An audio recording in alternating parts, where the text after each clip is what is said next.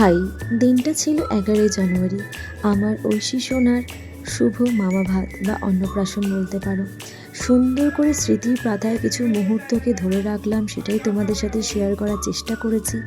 দেখো, কাস্টমাইজ করে মাম্মামের জন্য ড্রেস রেডি করেছি, যাতে আমার সোনা মাম্মামের এই দিনটা আরও স্পেশাল হয়ে ওঠে। দেখতেই পাচ্ছ, আর আমার মাম্মাম খুশি কতটা।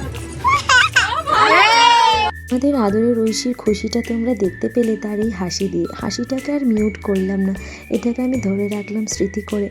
মাম্মাম দেখো সুন্দর করে সেজে কত সুন্দরভাবে মজা করছে, কিন্তু তার মাঝেও না মেয়েটার শরীরটা একটু খারাপ ছিল। 11 জানুয়ারি ছিল ওর অন্নপ্রাশন, আর 10 জানুয়ারি থেকে শরীরটা একটু খারাপ করেছে, কারণ এই সময় শীতটা বেশ জাঁকিয়ে পড়েছে, প্রচুর শীত এই বছর পড়েছে। তাও মাম্মাম এর মাঝখানে আমাদের সাথে কিন্তু অনেক মজা করেছে। এবং দেখো, স্নান করছে পদ্মপুকুরে।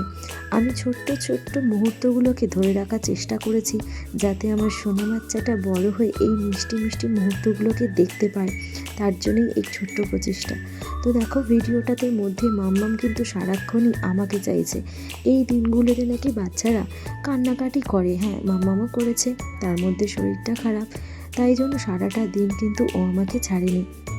আমাদের যেহেতু রিচুয়াল নেই সুন্দর করে ব্রাহ্মণ দিয়ে পুজো করানোর, সেই জন্য জাস্ট নিজেদের মধ্যেই কিন্তু ছোট্ট করে হলুদ স্নান হলো মাম্মামের। মাম্মামকে হলুদ দিয়ে স্নান করিয়ে নিয়ে তারপরে ওর মামার কাছেও মামা ভাত খেয়েছে। মাম্মাম কিন্তু স্নান করে বেশ মজা পেয়েছে। দেখো, ও কিন্তু জলটা এই শীতের মধ্যে প্রচণ্ড ভালোবেসেছে। সুন্দর করে স্নান করিয়ে নিয়ে ওকে যখন নিচে নিয়ে গিয়ে আমরা খাওয়ালাম, তখনকার ফাইনাল লুকটাও তোমাদের সাথে শেয়ার করব। তার একটা ছোট্ট ঝলক এই ভিডিওর মাধ্যমে রাখলাম। আমার সোনা বাচ্চাকে কেমন লাগছে অবশ্যই কমেন্ট করে জানিও, আর অনেক অনেক আদর ভালোবাসা দিও আমাদের ঐশী সোনাকে। আর হ্যাঁ, আমার ঐশীর কিন্তু ডাকনাম আমি পিহু রেখেছি। কেমন বলো তো নামটা?